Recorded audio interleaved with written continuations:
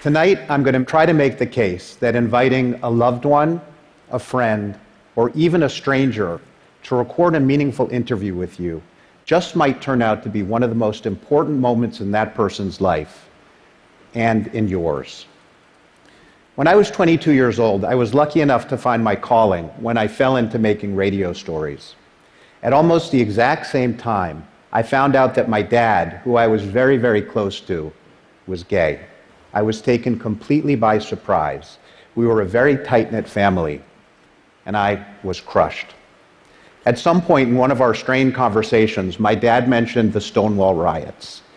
We tracked down all of the people we could find who had been at the Stonewall Inn that night. Recording these interviews, I saw how the microphone gave me the license to go places I otherwise never would have gone and talk to people I might not otherwise ever have spoken to. I had the privilege of getting to know some of the most amazing, fierce, and courageous human beings I had ever met. It was the first time the story of Stonewall had been told to a national audience. I dedicated the program to my dad. It changed my relationship with him, and it changed my life. Over the next 15 years, I made many more radio documentaries. Over and over again, I'd see how the simple act of being interviewed could mean so much to people. The thought was to take documentary work and turn it on its head. Traditionally, broadcast documentary has been about recording interviews to create a work of art or entertainment or education that's seen or heard by a whole lot of people. But I wanted to try something where the interview itself was the purpose of this work and see if we could give many, many, many people the chance to be listened to in this way. So in Grand Central Terminal, 11 years ago, we built a booth where anyone can come to honor someone else by interviewing them about their life. You come to this booth and you're met by a facilitator who brings you inside. You sit across from, say, your grandfather for close to an hour and you listen and you talk. Many people think of it as, if this was to be our last conversation, what would I want to ask of and say to this person who means so much to me? So that your great-great-great-grandkids can someday get to know your grandfather through his voice and story. People treated the experience with incredible respect, and amazing conversations happened inside.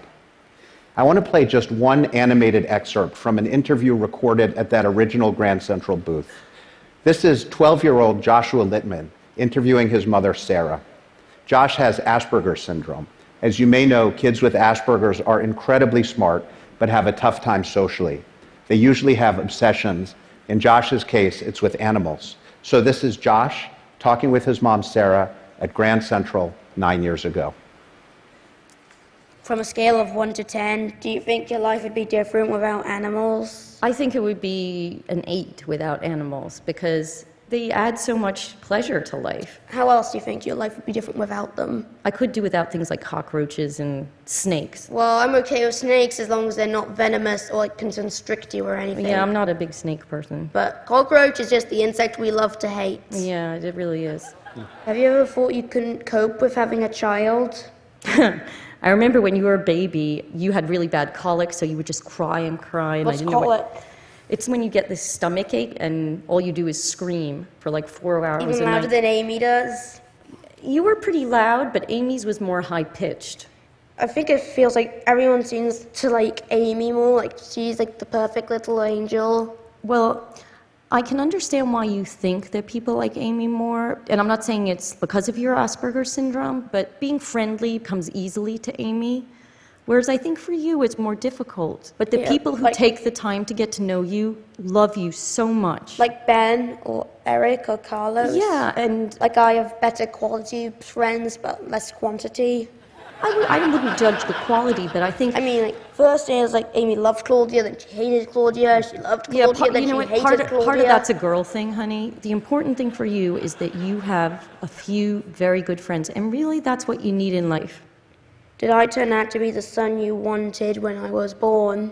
Like, did I meet your expectations? And you've exceeded my expectations, sweetie, because, you know, sure, you have these fantasies of what your child's going to be like, but you have made me grow so much as a parent because you think... Well, I was the one who made you a parent. You were the one who made me a parent. That's a good point. But also because you think differently from, what they tell you in the parenting books. Yeah. I really had to learn to think out of the box with you. And it's made me much more creative as a parent and as a person. And I'll always thank you for that. And that helped when Amy was born. And that helped when Amy was born. But you were just so incredibly special to me. And I'm so lucky to have you as my son.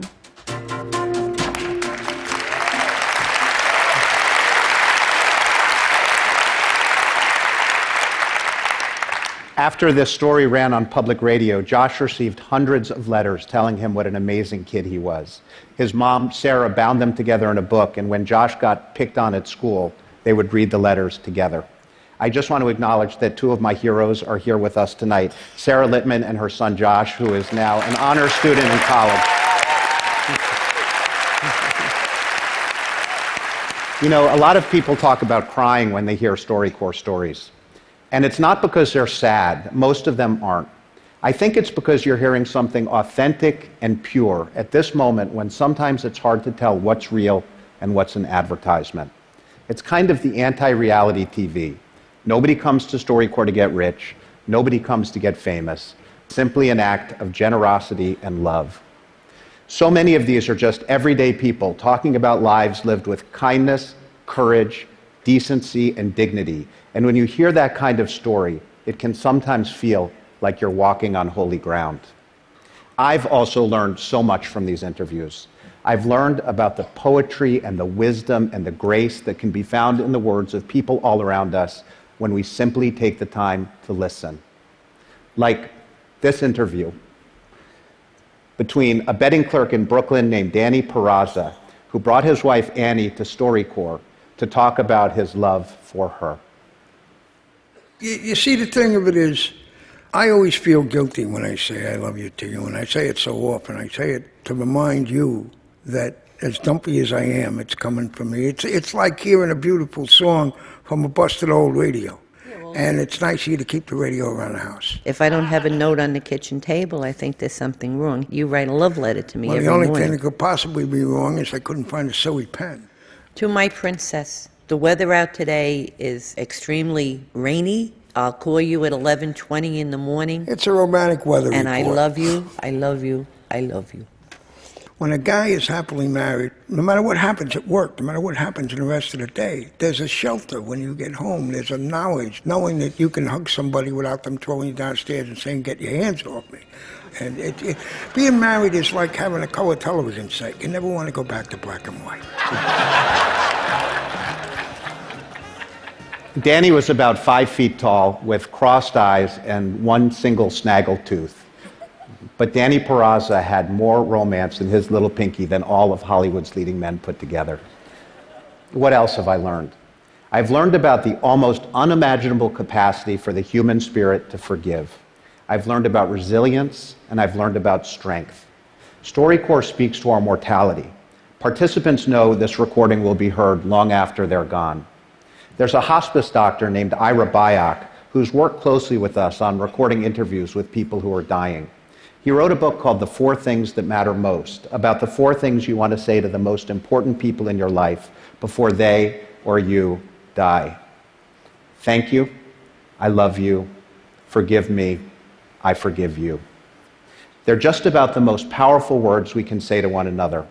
And often that's what happens in a StoryCorps booth.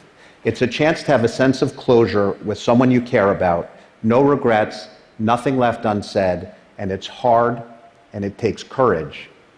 But that's why we're alive, right? Every day people come up to me and say, I wish I had interviewed my father or my grandmother or my brother, but I waited too long. Now, no one has to wait anymore. At this moment, when so much of how we communicate is fleeting and inconsequential, join us in creating this digital archive of conversations that are enduring and important. Help us create this gift to our children, this testament to who we are as human beings. And maybe in doing so, we'll learn to listen a little more and shout a little less. Maybe these conversations will remind us what's really important. And maybe, just maybe, It will help us recognize that simple truth that every life, every single life, matters equally and infinitely. Thank you very much.